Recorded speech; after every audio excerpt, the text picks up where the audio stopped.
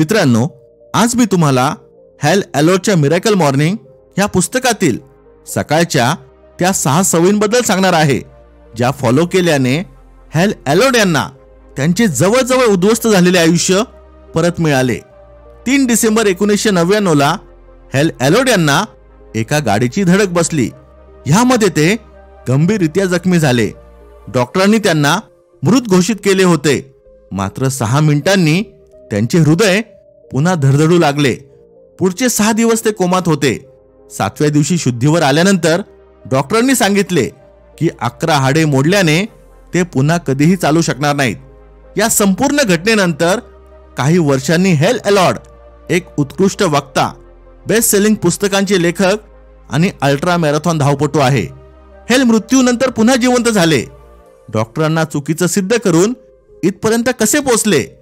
हेल सांगतात की ह्यासाठी तुम्हाला आधी झोपेतून जागं व्हायला हवं। कोमातून बाहेर आल्यानंतर त्यांनी स्वतःसाठी सकाळच्या 6 सवयी लावून घेतल्या, जे ते पुस्तकातून आणि इतर यशस्वी लोकांकडून शिकले होते। त्यांनी ह्या 6 सवयी न चुकता फॉलो केल्या आणि त्यामुळेच ते इथपर्यंत पोहोचले। मित्रांनो, प्रत्येक सवय आयुष्य पूर्णपणे बदलणारी आहे, त्यामुळे व्हिडिओ शेवटपर्यंत बघा। पहिली सवय, शांतता। मित्रांनो, सकाळी उठल्याबरोबर आपले विचारचक्र चालू होते। मला उशीर तर झाला नाही ना? आता फक्त 6:30 वाजलेत। माझे काम वेळेवर चालू तर होईल ना? मला बस वेळेवर मिळेल ना? माझी ट्रेन सुटणार तर नाही ना? काल बॉसला रिपोर्ट दिला नाही, बॉस ओरडणार तर नाही ना? अशा चिंता काळजीच्या विचाराने आपले मन पूर्णपणे भरून जाते। खरं तर ही सवय चांगली नाही। दिवसाची सुरुवात शांत डोक्याने व्हायला हवी। मिरेकल मॉर्निंगचा मुख्य उद्देश मन शांत ठेवून आपल्या आयुष्यातील तणाव कमी करणे आहे। लेखक ध्यानधारणा करण्याचा सल्ला देतात। सांगायचा मुद्दा हा की आपल्या दिवसाची सुरुवात शांत मनाने आणि आनंदाने व्हावी।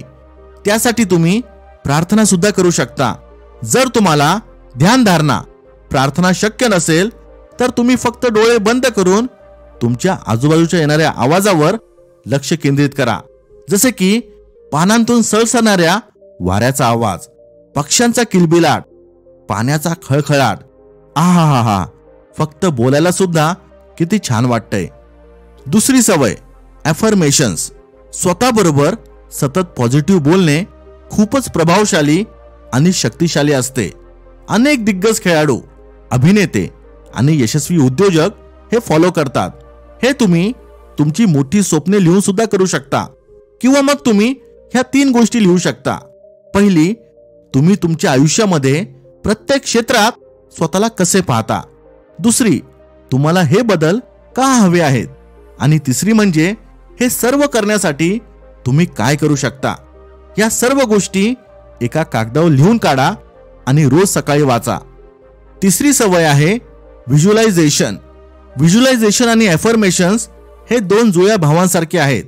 तुम्हाला ते एकसारखे वाटतील, पण ते वेगळे आहेत।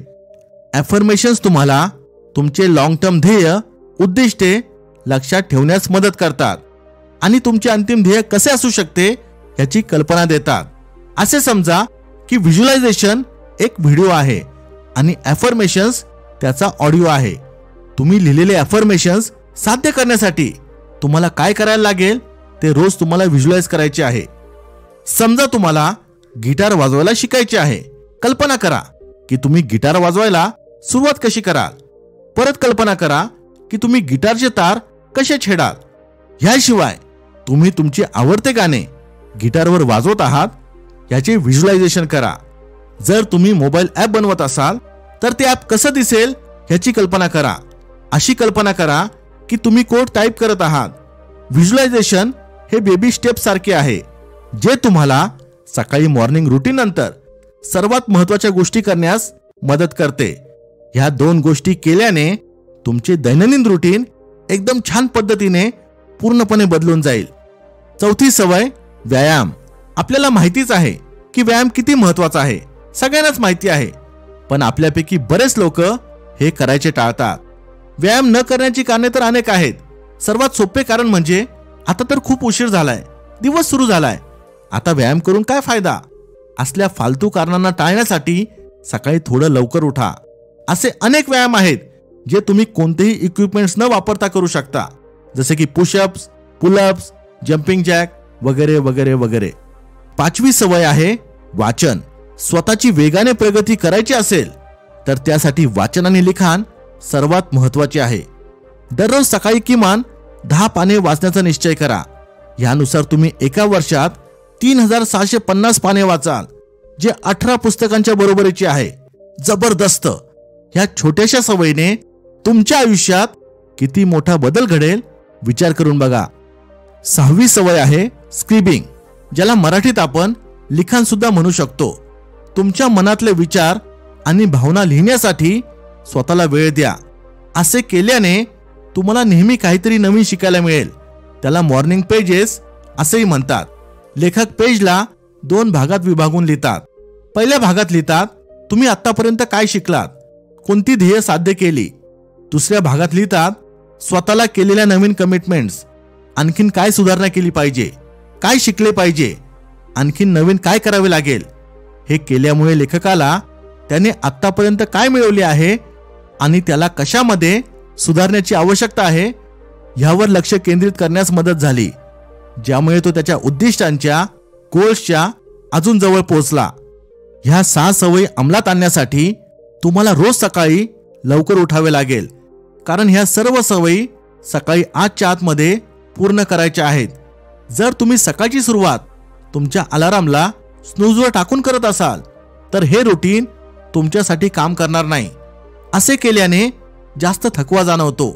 स्नूज बटन दाबल्याने तुम्हाला केवळ गाढ झोपच लागत नाही, तर तुम्ही तुमच्या अंतर्मनाला सांगता की तुम्ही दिवसाचा सामना करण्यासाठी तयार नाही. जर तुम्हाला खरंच आयुष्यात बदल घडवायचा असेल तर स्नूज बटनाला नाही म्हणायला शिका.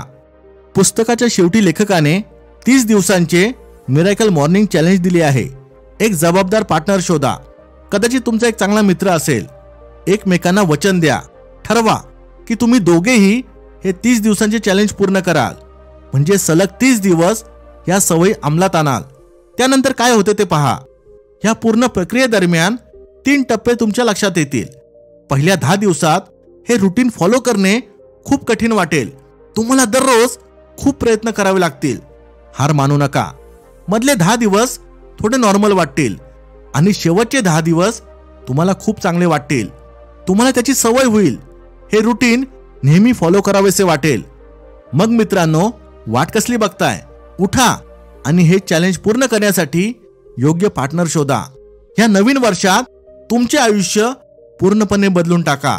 आपल्या शहाणपण चॅनलच्या ऑफिशियल इंस्टाग्राम अकाउंटची लिंक डिस्क्रिप्शनमध्ये दिली आहे. नक्की फॉलो करा. इथपर्यंत व्हिडिओ पाहत असाल तर लाईक करायला विसरू नका. Thanks for watching. Stay blessed.